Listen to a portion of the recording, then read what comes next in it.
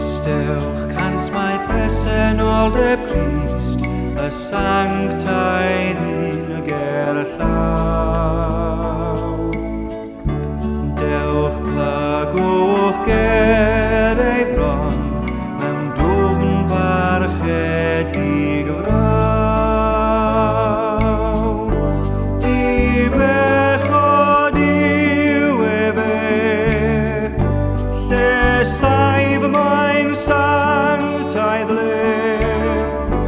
Distewch cant mae presenoldeb Crist, y sanctaidd un ger llaw.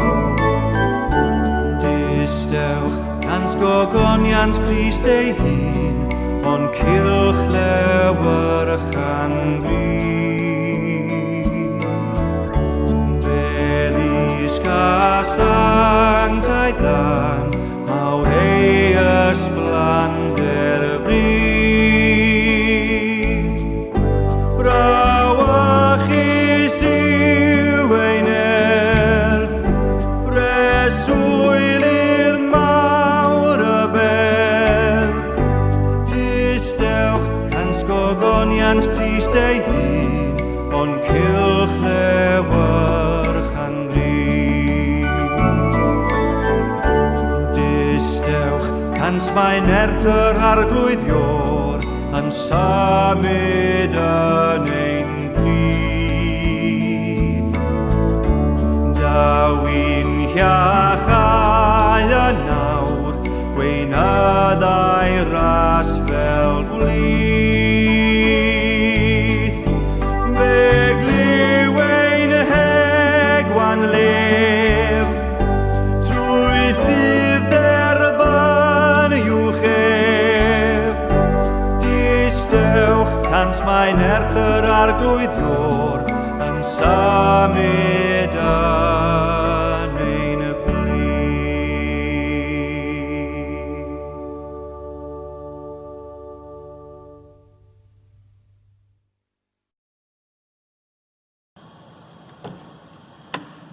Y mae Duw yn oddfa ac yn nerth i ni, yn gymorth parod mewn cyfyngder. Felly nid ofnwn i'r ddeiar symud ac i'r mynyddoedd ddisgyn i ganol y môr, i'r dyfroedd rio a therfysgu ac i'r mynyddoedd ysgwyd gan ei ymchwil. Ymlonyddwch a deallwch mai my fi sydd Dduw, yn ddyrchafedig ymysg y cenhedloedd, yn ddyrchafedig ar y ddeiar. Y mae arglwydd y lluoedd gyda ni. Duw Jacob yn gair i ni. Cawn ni weddio.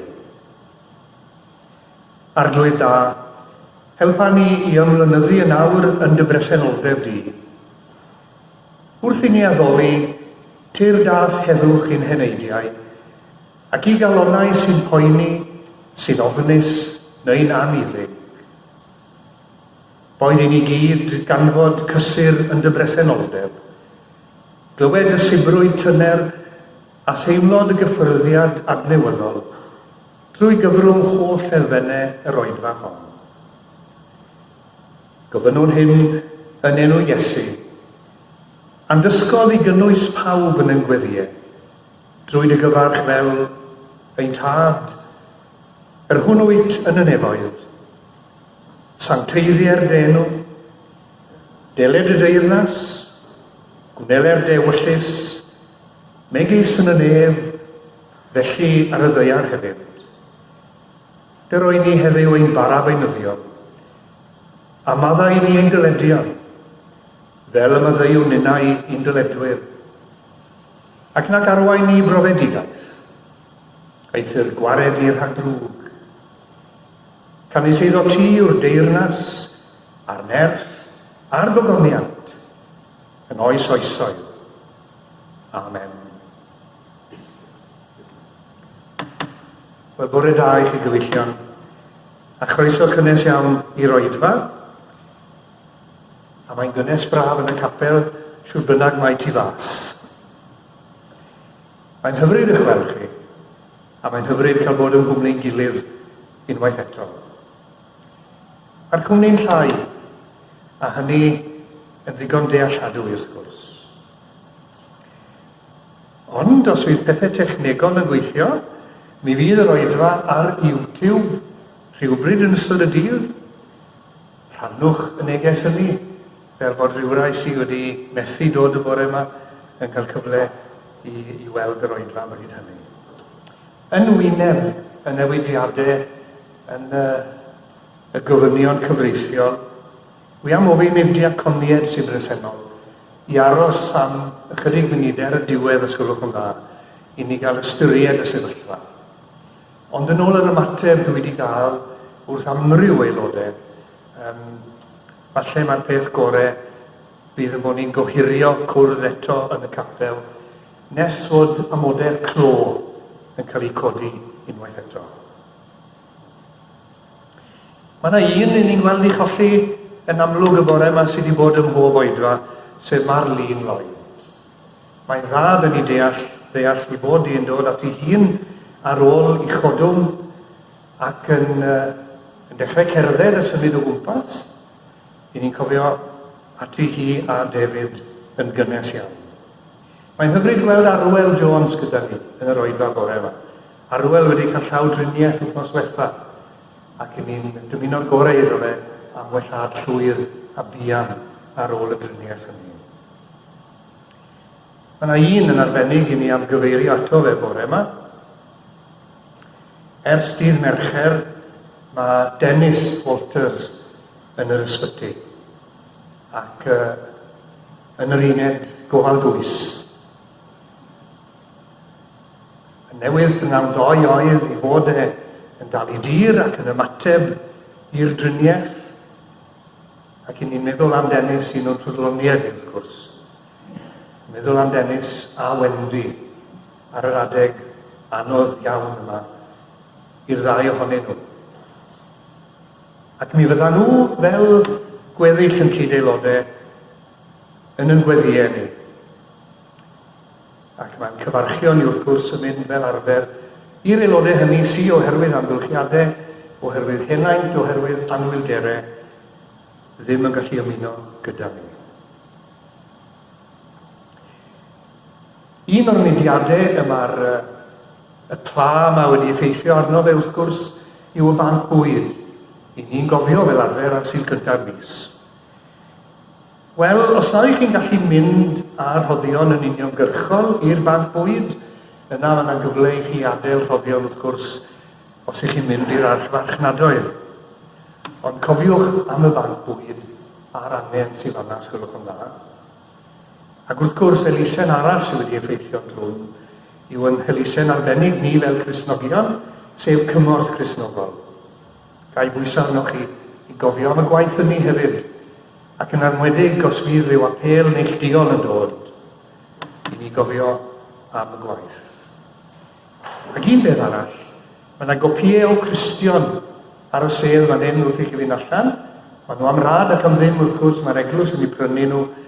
Cerwch ar a copi gyda chi, os ych chi'n ffindo o chi'n blino ar y teledu, a bod dim llyfr newydd ar gael, wel, diolch i'w thema Cristion y mis y byddin yma, a mae'n werth i weld a'i darllen.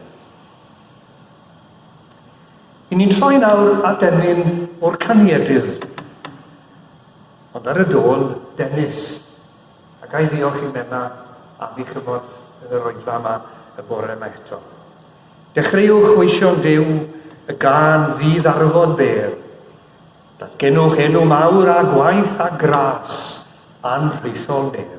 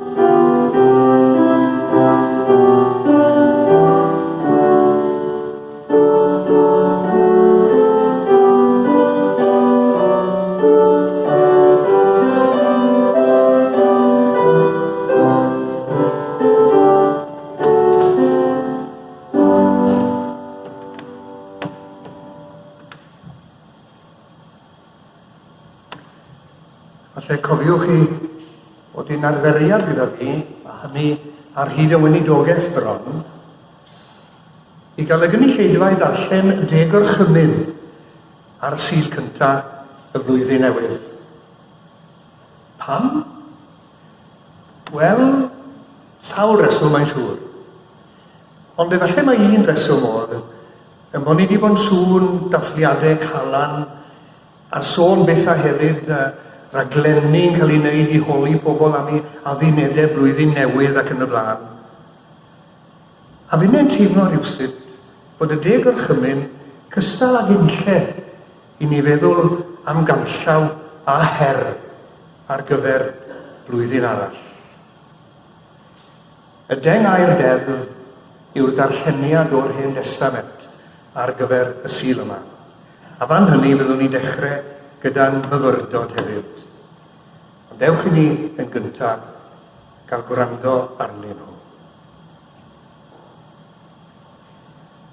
Llefarodd Duw yr holl eiriau hyn a dweud, "My fi yw'r arglwydd y Dduw, a tharweiniodd allan o wlad yr Aifft, o di caethiwed. Na chymerthiwiau eraill ar wahân i mi.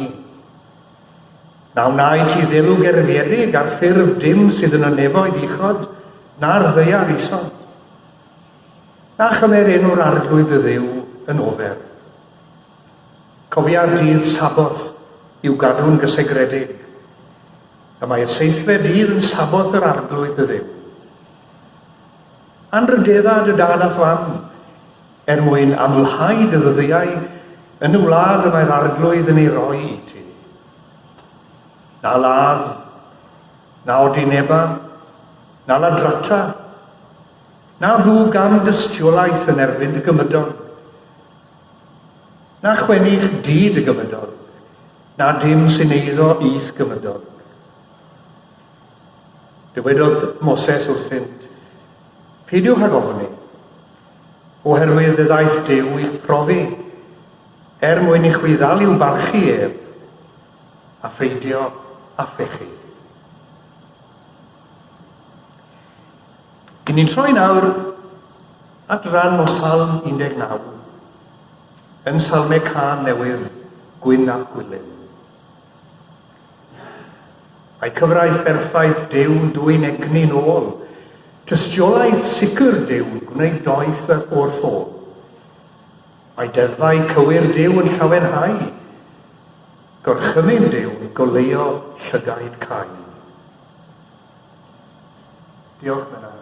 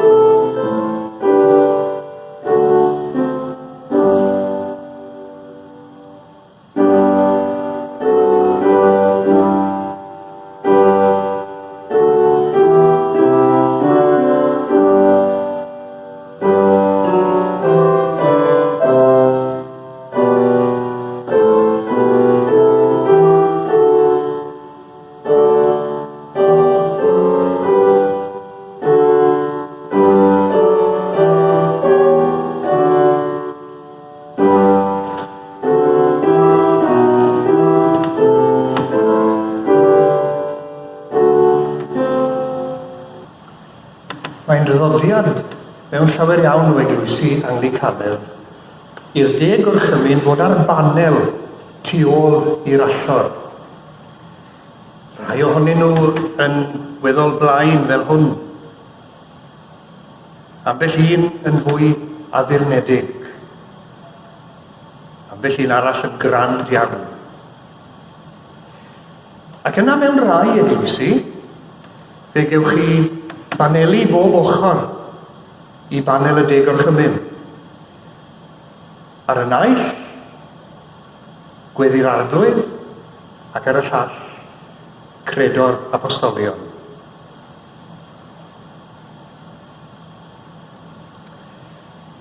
Nawr, traddodiad agos iawn at y traddodiad Anglicanedd yw traddodiad y Methodistiaid, y Wesleyaid.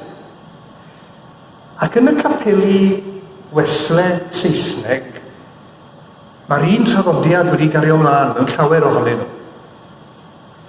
Nawr, erbyn hyn, yr Academi yw'r enw ar hen gapel St Paul's yn Aberystwyth, sy'n ers blynyddoedd wedi troi yn gyrchfan i fyfyrwyr i ag eraill i fwynhau hunain ac ymlacio. Ond, mae pifer organ yn dal yno. Mae'r pilpid yn dal yno. Ac mae'r de gorchymyn a gweddi'r arglwydd yn dal yno. Dyn nhw'n ei weld yn glir iawn yn y llun yma, ond mae nhw ar baneli bob ochr. Y de gorchymyn ar wal tafarn yr Academi, yr hen St Paul's. Wel, wedi dweud hynny, faint o sylw sy'n cael ei roi iddyn nhw gan y mynychwyr dwi ddim yn gwybod. Ond o ran hynny, faint o sylw i ni wedi roi iddyn nhw. Pryd wnaethon ni ddarllen y de gorchymyn? Ar wahân i fore calan fan hyn falle. Hen ffasiwn. Negyddol. Ar cyddiad mawr yn dyfe. Negyddol. A merthnasol. Tybed. Fe ddeis i ar draws rhigwn gan y bardd Americanaidd James Russell Lowell. Awdur y gerdd, chi'n gyfarwydd ar geiriau yma, mae'n siŵr, once to every man and nation comes the moment to decide in the strife of truth with falsehood for the good or evil side. Mae werth i chi chwilio amdani a'i darllen hi. Mae'r pennill ola'n enwedig yn ddigon perthnasol y dyddiau yma. Ond meddwl Lowell am y de gorchymyn, in vain we call old notions fudge, and bend our conscience to our dealing. The 10 Commandments will not budge, and stealing will continue stealing. A mae yna wirionedd oesol yn fanna dos e. Ac efallai mai dyna y pwynt sylfaenol. Beth yw'r de gorchymyn? Wel, canllawiau ar gyfer bywyd. Ond mwy na hynny, cyfamod. Cyfamod rhwng Duw a'i bobl. Ac yn sgil hynny, cyfamod rhwng pobl a'i gilydd. Fan hyn i ni'n dechrau medda'r Beibl. Gyda'r de gorchymyn, gyda'r perthynas â Duw, yr alffa a'r omega, creawdwr a chynhaliwr popeth byw. Dyma'r sylfaen. A mae'r 4 gorchymyn cyntaf yn egluro'n llawnach natur a hanfod yn perthynas â Duw. Ac yna, mae'r 6 sy'n dilyn yn darlunio'n perthynas a'n gilydd ar sail yn perthynas â Duw. Os ydych chi mewn perthynas â Duw, yna o raid, dyma natur eich perthynas chi ag eraill.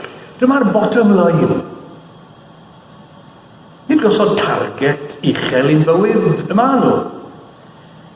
Ond nodi yn glir y peth lleia y dylid i ddisgwyl gennym ni mewn perthynas a'n gilydd. Gyda'i gilydd, heb fanylu arnyn nhw yn unigol, yr hyn maen nhw'n gwneud yw tanlinellu gwerth a pwysigrwydd pob agwedd o'r bywyd dynol. Cartre, teulu, sancteiddrwydd bywyd, cymdogaeth dda, cymuned. Medde dyn o'r enw Erwin McManus, the 10 Commandments are the lowest possible standard of human and humane living. Anything below these standards is choosing to live like a barbarian. Ac yn yr ystyr hynny, maen nhw'n mor berthnasol ag eriod yn dyn nhw.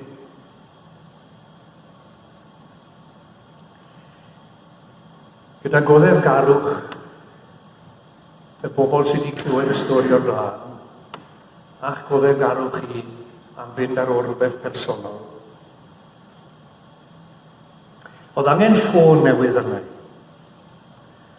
Ac fe sydd fewn i siop Vodafone, wythnos a mwy yn ôl. Ac wedi egluro'r gofyn, dyma'r gwerthwr yn mynd â fi at ryw banel ar y wal lle oedd na ddewis o ffonau. Roedd yna un cwsmer arall o'r draw y siop, a trawn ni'n mynd at y panel yma, dyma ddau arall yn dod fewn, gŵr a graig, yn ei 30au. Pan gyfeiriodd y gwerthwr at y model Samsung, dyma'r newydd ddyfodiad yn dweud dros y siop i gyd, don't touch Samsung, Chinese shouldn't touch stuff from China, they're a danger to the world.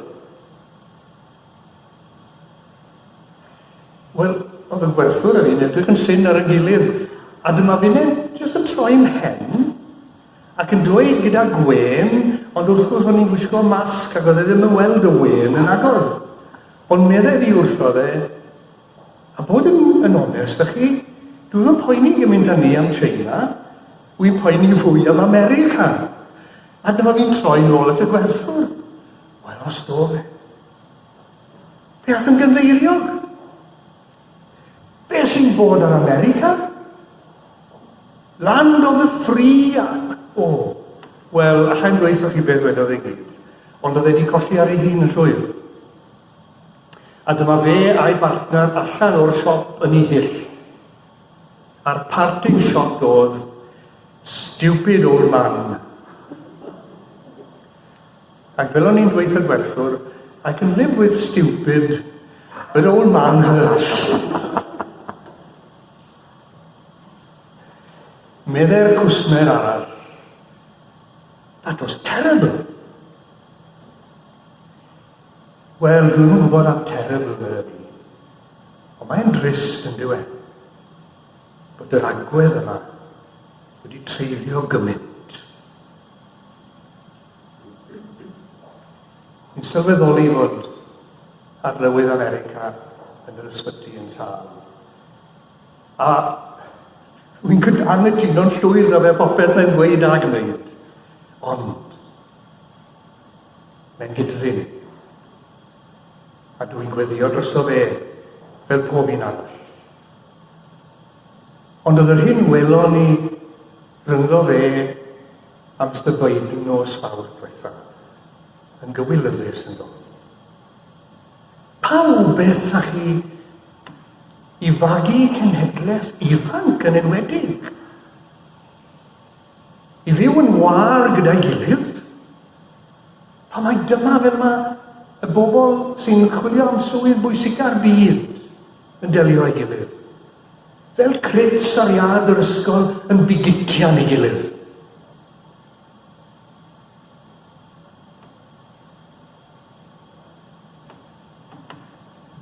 ti ar draws hwn.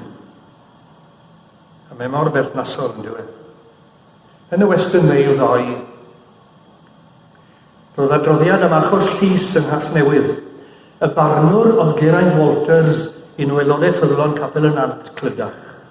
A meddai fe wrth y diffynydd, i chi'n ddyn o ddaliadau cryf eithafol, a mae gyda chi bob hawl i'w coleddu nhw. Ond i chi'n gwbl ddirmygus ac anoddefgar o unrhyw un sy'n credu'n wahanol i chi. Ac yn hynny o beth, i chi'n ddyn peryglus. Pe byddech chi'n byw yn yr un ardal a fi, meddai'r barnwr, mi fydden ni'n cadw golwg fanwl arnoch chi.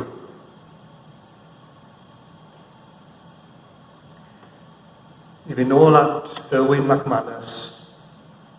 The Ten Commandments don't call us to an extraordinary spiritual life. They call us to stop dehumanizing one another in everyday life.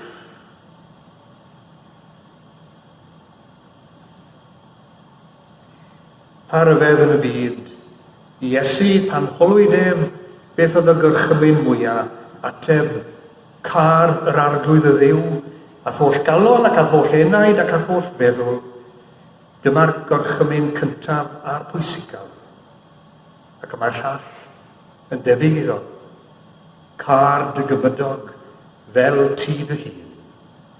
Ar y ddau orchymyn hyn, yma'r holl gyfraith a phroffwydig yn dibynnu. Mae Iesu yn cywasgu y 6 gorchymyn sy'n ymwneud â'n perthynas â'n gilydd, un frawddeg gyfarwydd ond ysgytwol. Car dy gymydog fel ti dy hun. Car ddiw a char gydddyn, syml, clir, cyfarwydd, ond yn dal yn gwbl radical a chwildroadol o'i gweithredu. A dyna wrth gwrs yr her oesol. Tyfu ac eiddfedu i ymgyrraedd at hynny. Y darlleniad o'r epistol ar gyfer y sul yma yw adnodau o'r 3 bennod yn Philippiad, ac i mi dyma'r adnodau allweddol. Beth bynnag oedd yn ennill i mi, yr wyf yn awr yn ei ystyried yn golled oherwydd Crist. Ac felly, gan anghofio'r hyn sydd o'r tu cefn, ac ymestyn yn dair at yr hyn sydd o'r tu blaen, yr wyf yn cyflymu at y nod y mae Duw yn fy ngalw i fyny ati yng Nghrist Iesu. A beth yw'r nod hynny? Wel, mae'r ateb yn effesied. Y nod yw dynoliaeth lawn dŵr. A'r mesur yw'r eiddfedrwydd sy'n perthyn i gyflawnder Crist. Nid ydy mi fod yn ddarbanod mwyach. Na, gadewch i ni ddilyn y gwir mewn cariad, a thyfu ym mhob peth i Grist. Ef yw'r pen. Na'r nod. A dyna'r anobwrpas gweinidogaeth yr Iesu. Datguddio cariad Duw i ni, a dangos beth yw bwriad Duw ar ein cyfer ni. Y bwriad i ni fod yn bobl sydd wedi tyfu lan, wedi eiddfedu ddigon i dyfu hibo cyfan sy'n gwneud bywyd yn fach a gwag a diwerth i ni'n hunain ac i bawb arall. Ac i ni'n ôl gyda dehongliad Iesu hun o'r 10 gorchymyn. Car yr arglwydd y ddiw a char dy gymydog fel ti dy hun. The 10 Commandments don't call us to an extraordinary spiritual life. They call us to stop dehumanizing one another in everyday life. Mor radical ac mor berthnasol ag erioed. a chyfrinach ymgyrraedd at hynny yw treulio amser yng nghwmni'r Iesu ac yn nerth i ras a grym i ysbryd, gwrando a gwneud i'r ef. Dewch ni weddio.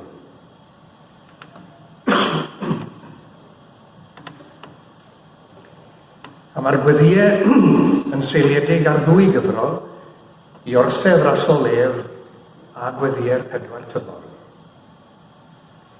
O ddiw ein tad, ein creawdwr a'n cynhaliwr da. Derbyn yn diolch am fod gyda ni y bore yma eto, gymaint o le i ddiolch. A dy gariad yn hamgylchu, yn cyrraedd a'n canfod, yn llenwi ac yn gorlifo mewn bendithion o'n gwmpas. Mae dy gariad yn maddau i ni, yn ein hadnewyddu a'n harwain, yn gafael yno, a phob dydd yn ein nerthu mewn gwasanaeth. Am gael dod yn hyd i'r oedfa hon i gwmni dy bobl, i sŵn dy air a chyneuon mawr, dyledwyr ydyn ni bob un i ti. Diolch am gael myfyrio ar dy air, a gweld gobeithio. Mae'n nid baich a chaethiwed i'w dorchmynion i ni, ond ffordd i fywyd rhydd. Maddau ni pan drown o ddiwrthynt, yn fwriadol neu'n ddifeddwl, a dweud a gwneud yr hyn sy'n boen i ti ac i eraill. Trwy ysbryd, arwain a chyfeirio ni, mewn meddwl gair a gweithred, mwyn ein bywydau adlewyrchu'n llawnach, ffydd a broffeswm, ac yn uned dyfu a datblygu i fod y bobl yr wyt ti wastad am un i fod yn Iesu Grist. Diolch i ti am ddangos i ni yn ddwef a does i gariad na ffyn na phendraw, ond ei fod yn gwrando a derbyn gydag amynedd cydymdeimlad, goddefgarwch a gras, yn cerdded yr ail filltir ac yn rhoi heb gyfrif y gos. Clyw ein heiriolaeth yn awr, dros yr rhai y mae dynoliaeth yn cael ei fychanu, yr rhai sy'n cael ei dirmygu gan hiliaeth a'r hagfan, yr rhai sy'n cael ei sarhau a'i hecsploitio, dioddefwyr gormes a thrais,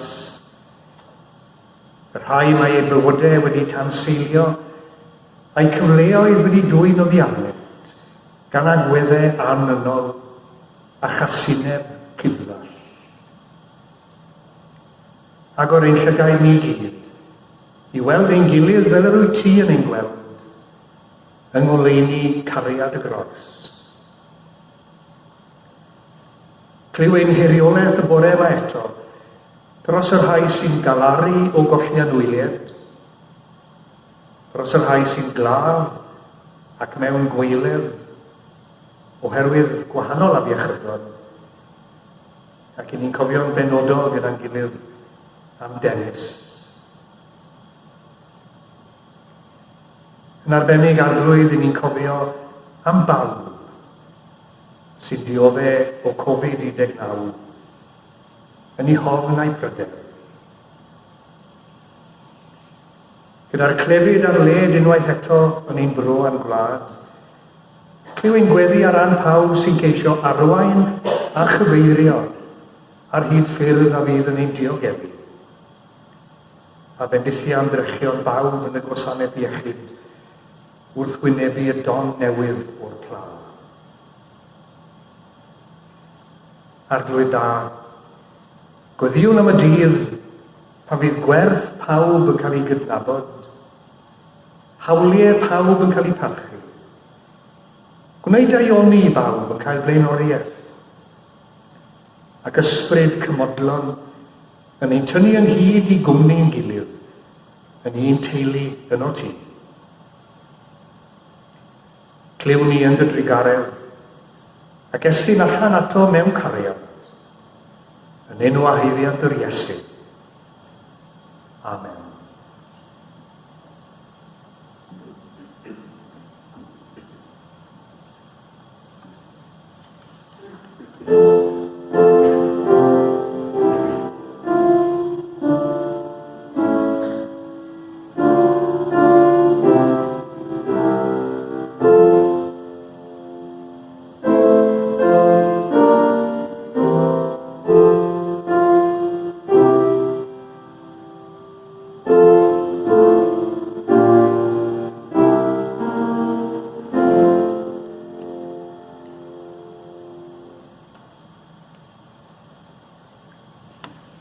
Bydd ni'n cloi'n gwasanaeth gyda emyn 228 yn Caneuon Ffydd, Dad, dy gariad yn glir ddisgleirio.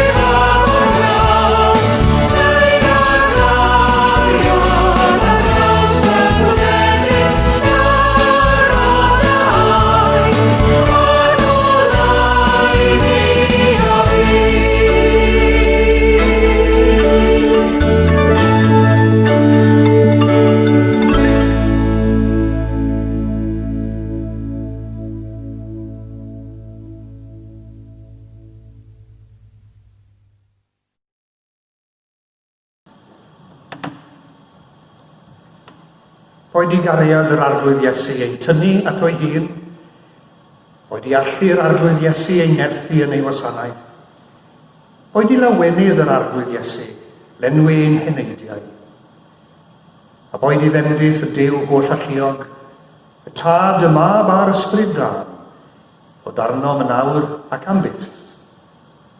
Amen.